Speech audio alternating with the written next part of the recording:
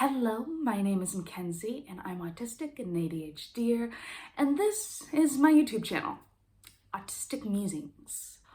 On my channel, I define autistic terms, talk about autistic issues in general, and also I talk about my own personal experience as an autistic person. And this week I will be talking about abuse. I hope you stick around after that. Usually I get an awkward silence when I mention that word.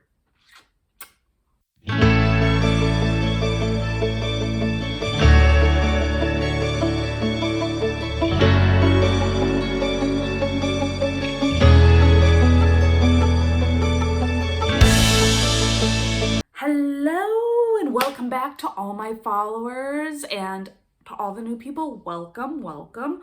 Happy to have you. You guys are awesome. I have a little bit of a different setup today. Yeah, that's real. That's not a background. That's just one of my walls. But anyway, I wanted to let you all know that expect just a touch of background noise. I'm really trying to work on my sound. If anybody's really techie, if they want to help me out, that would be great, either with an app or just solid advice. I'm not particularly techie. I don't fit that autistic stereotype. No. I'm bad with technology. But anyway, just wanted to let you guys all know that my cat is in the room with me. Oh dear. The other one is outside the door now. But expect some meows in the background. I'll try to minimize it in editing, but I'm not that good. Anyway, the topic of today is abuse. And unfortunately, I will start off by saying that autistic people are at a higher risk to be abused, both as children and as adults. There's a much higher sexual abuse rate for autistic women than any other population, and I will put that below. And also go over this in depth because a part of the issue here is that a lot of people don't know how to support autistic people in this area and how to prepare us and stuff. I'm looking for my video notes and I'm very annoyed to not find them. I'm trying to make this natural and like I'm a human being on this video, and I despise it not being perfect. I may edit that out. But I'm going to take a deep breath, and now I'm going to continue on. So people often don't know how to support autistic people in this particular area in order to prevent abuse and help us be better prepared for these situations. Because we are at a higher risk, and that's for multiple reasons. One, not many people outright talk about abuse like this. This is abusive. This is the example of what abusive is, and this is an abusive person if they're doing this to you. Often it's not phrased like that, which makes it really difficult for an autistic person to realize when someone is mistreating them and what is respectful and proper behavior, because often these types of rules are taught implicitly. We don't directly state them, but everybody knows about them because they've learned them over the course of their development. And this is an area that autistic people don't do that. Some of us are better than others. Don't get me wrong. There's definitely a range. I'm not particularly good. I had to look up and research all of these to realize how appropriate behavior looks like in a relationship and what's not abusive and what's respectful behavior. And having a direct conversation about any different types of abuse, whether it be sexual, physical, or emotional abuse, is really important for an autistic person to go over with them and tell them about this and arm them with that information. I will make a video later on going over the specific definitions along with examples, because I feel like examples really help me and other autistic people in order to process the information in a concrete way. So if you have an autistic child, I highly recommend going over in depth what abuse looks like, all the different types of abuse, and what a respectful relationship looks like. It will really help them later on in life and prevent things in the future. And another reason that we are at a higher risk, it's really hard for us to communicate sometimes. A lot of time, some of us are nonverbal. So unless that person is given an adaptive device in order to help them communicate or have some type of system for that, they can't tell you what's happening. And that is scary. That is very scary. So you have to observe their behavior. You have to somehow learn how to communicate with them in some way, even if it isn't verbal. There's lots of different methods, sign language, AAC, and a bunch of different ways to communicate. And a lot of nonverbal people eventually are able to talk. Not all of them. A lot of autistic people are non-speaking, but there is different ways to communicate, and keep that in mind. And I went off on a tangent there, but as a child, I did get bullied. But I never told on anybody, despite me being an epic rule follower of the highest order. I didn't tell anybody because I couldn't verbalize what they were doing to me. I could describe what happened, but I didn't use feeling words. I didn't use stuff like they hurt my feelings when they said this, this, and this, or they were mocking me, or I couldn't really use words that have never been used in context with me. So I couldn't really tell on them. And also I had a really hard time emotionally regulating, which many autistic people do. So when I got upset by the incident and I was being bullied, I started crying and I started getting upset because these kids wouldn't leave me alone and they were calling me names. So I would break down crying.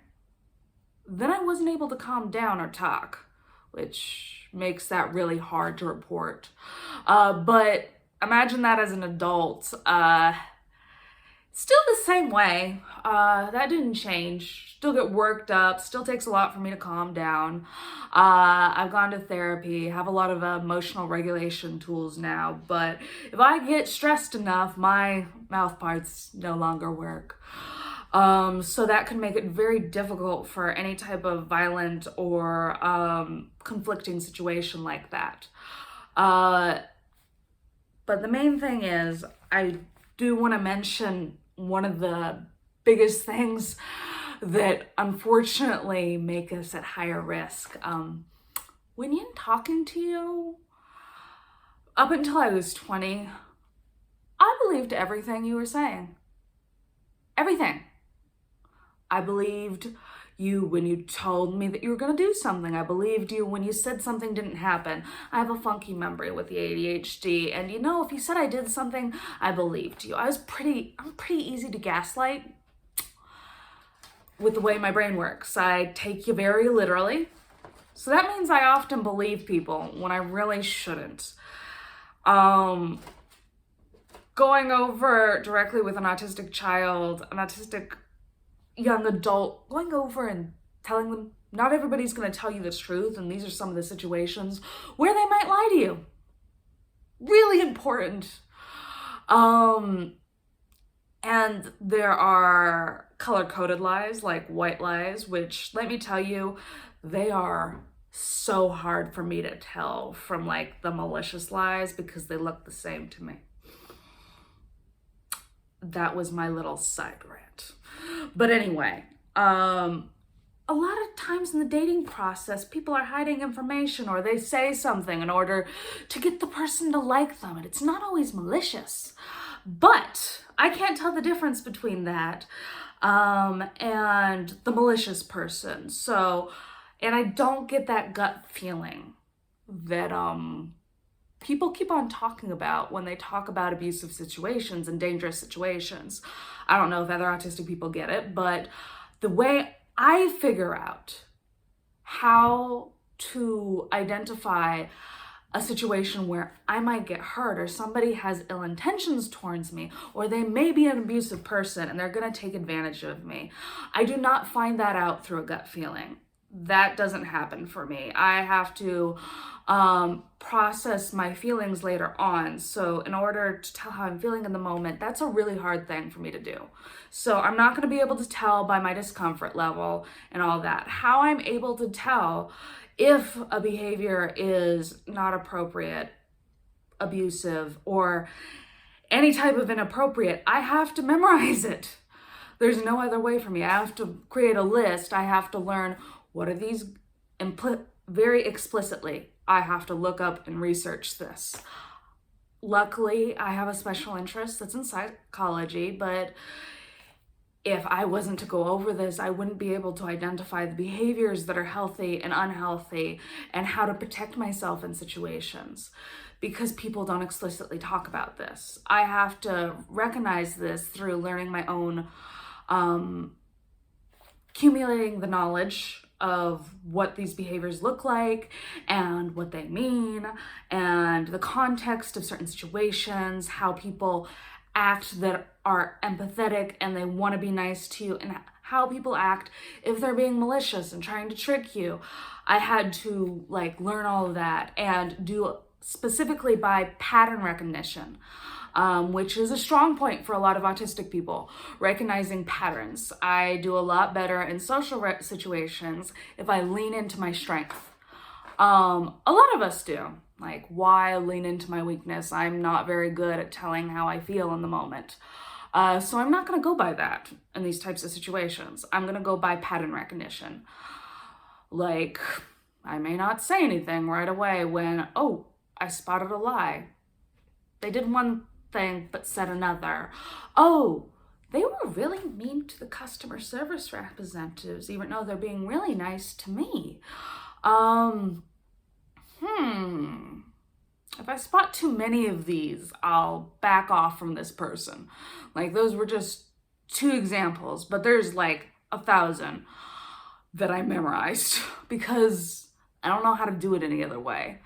I'm not going to get the gut feeling. I've had to create my own boundaries very slowly and with a lot of work because I can't base them off my feelings. I have to go with a pattern of my own behavior and how I usually feel in situations. It gets really complicated.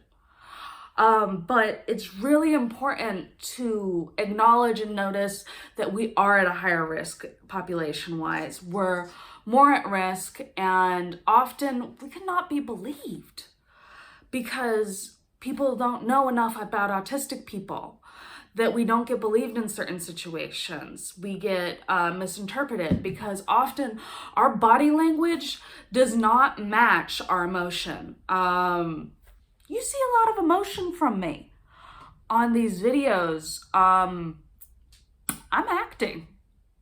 This is not really how I act. I'm not this emotive every time. This is a little bit of a performance. Not all the time. I'm excited about this. I'm passionate about this topic, but I had to learn that. At one point, I got accused a lot of not caring because my facial expressions did not do anything. So I began to overcompensate and do exaggerated expressions because that's kind of what your faces look like to me. The most extreme version of emotion. So I kind of copied that. But a lot of autistic people will have no expression while they are expressing a sad topic or something they are sad about. Their face will not change, but they will be sad about something. They will be angry about something. It's still happening internally, but their face is not making the usual face you're used to. So they might be thought to be lying. So that was my cat that finally interrupted. He was doing so good. Coconut. But anyway, We won't be believed because our body language tells you and your brain that we're lying. So that's another important factor to put in here, and why I like to spread around information about autistic people and things that might apply to these types of situations. It needs to be put into effect that we better support autistic people in regards to preparing them. They are at a higher risk. They should know this information any way you can to help them keep them safe. Really, we should tell everybody more about abuse, and we should talk about it directly more often. I wish that were to happen. I think it prevents so much and helps so many people. But specifically, autistic people are at a higher risk. So direct, explicit examples and talks about this topic will help prevent situations, dangerous ones that we're in. That just jiggled. I so apologize. My cat is causing problems. But it will help prevent so many situations that are dangerous to us, and also help us spot situations that are dangerous to other people, because a lot of autistic people are very helpful. Not all of us. Some of us are bad people too. But we want to help. And many people do. And I will put resources below on domestic abuse, different resources for child abuse, and different things like that. But it's because it's important to know there are people out there that will help you if you are in a situation. And later on, I will make a video going over what direct, explicit looks like when talking about abuse, because I know some people don't know what that looks like, and don't know some of the definitions of abuse. It's good to research it. It's good to look it up and explain it to your own child if they're neurodivergent. It will make a difference. It will. And I hope that some of you got something out of this, whether it's for your loved one, for you yourself, as a topic to research, anything like that. I just had my birthday yesterday, and somebody is getting me a cake. They're acting like it's a surprise, but my 8-year-old niece is not good at keeping secrets. So I'm gonna go now and eat that surprise. It'll be fun. I hope this helps somebody, and I hope to see you guys next week on Autistic Musings.